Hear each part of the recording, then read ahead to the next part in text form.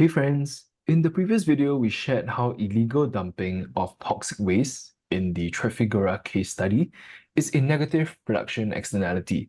And in this video, we cover the ways that we can go about addressing or reducing negative production externalities. So this is a particular mind map that shows the different policies to correct negative production externalities. There are three broad categories of policies to address or reduce negative production externalities. The first one would be what we call market-based policies over here, and this entails indirect taxes, carbon taxes, as well as tradable permits. One interesting thing to take note is that in this chapter, we see how taxes reduce welfare losses by reducing the size of externalities. And this is in a stark contrast to what we've learned in the previous chapter on government intervention, whereby taxes appear to worsen welfare losses. So this is a very important point to take note. The second category of policies to correct negative production externalities would be government regulation or legislation.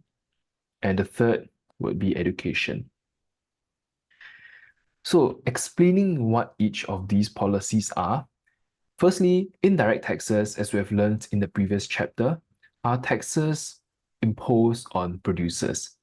So naturally, indirect taxes increase the cost of production, which in theory results in the lower optimal quantity of the good produced, which therefore corrects negative production externalities.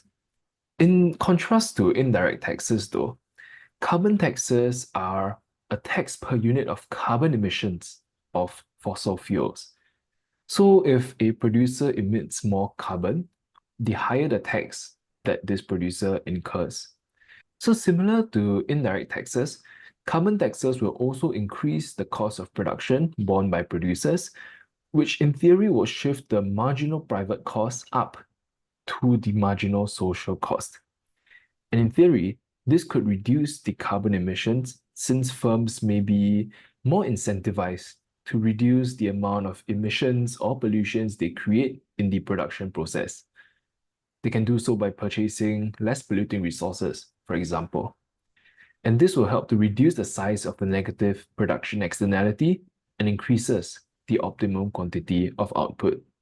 One key point to take note is that carbon taxes are different from indirect taxes because carbon taxes produce this incentive to producers to switch to a less polluting form of production.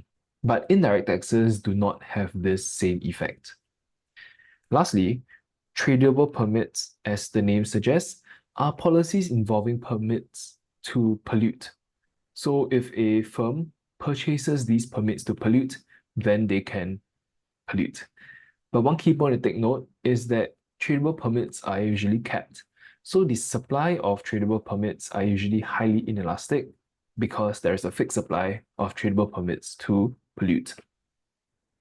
So this particular diagram shows the effect of indirect taxes on a producer's cost of production. As I've mentioned earlier, the impact of an indirect tax will be to shift the marginal private cost curve up to overlap with the marginal social cost curve, which then in theory shifts the quantity produced down to the optimal quantity. And this is the particular diagram when we talk about government regulation or education.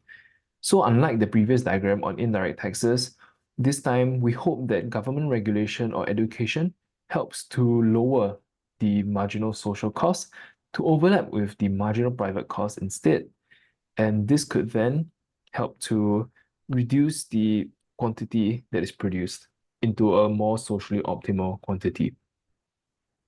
So evaluating market-based policies, economists usually prefer market-based policies in contrast to government regulations to deal with negative production externalities.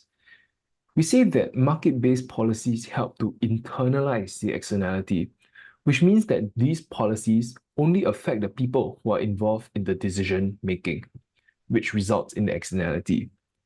So for example, in the Trafigura case study, taxes and fines are only imposed on Trafigura because Trafigura was the company who made the decision to produce and dump this toxic waste in the first place.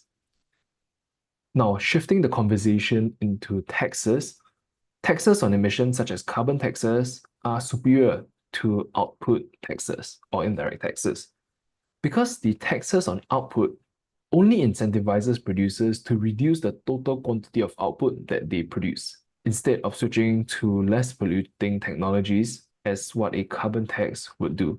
In terms of cap and trade schemes or tradable permits, firms that produce less can also sell excess tradable permits for additional revenue, and firms that produce more must buy more tradable permits, which then eat into their total costs. So once again, this creates an incentive for firms to pollute less. The one thing to remember is that while these market-based policies sound simple in theory, it is actually very, very difficult to implement them in real life.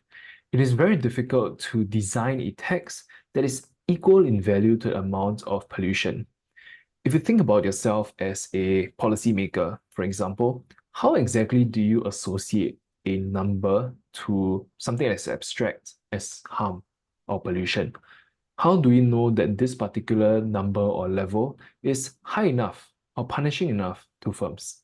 Why can't the firms just pay these fines and continue producing as the way things are? Sometimes carbon taxes can be too low and very ineffective to reduce emissions, and sometimes tradable permits or cap and trade schemes also face these issues, especially when designing the maximum allowable level to pollute. This is further complicated by the fact that all of these policy making is usually highly political in nature, with issues of political favorism coming into play. So it is very common that IB exam questions ask you to compare carbon taxes and tradable permits. So the recently discussed evaluation is, of course, non-exhaustive, and you are more than welcome to think of your own critiques or evaluation between these different policies.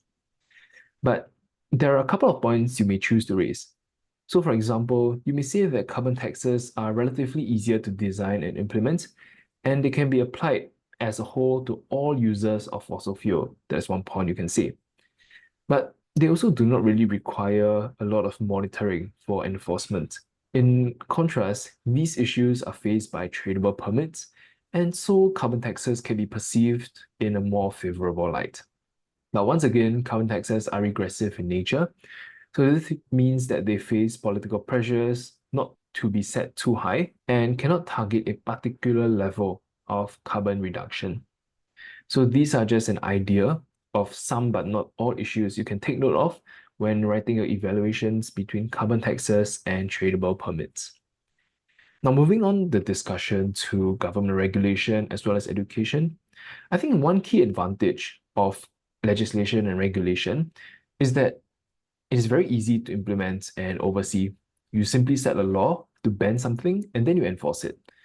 So it avoids the whole technical discussion phase when it comes to market-based policies, where you need to design what is a maximum limit or what is an effective limit.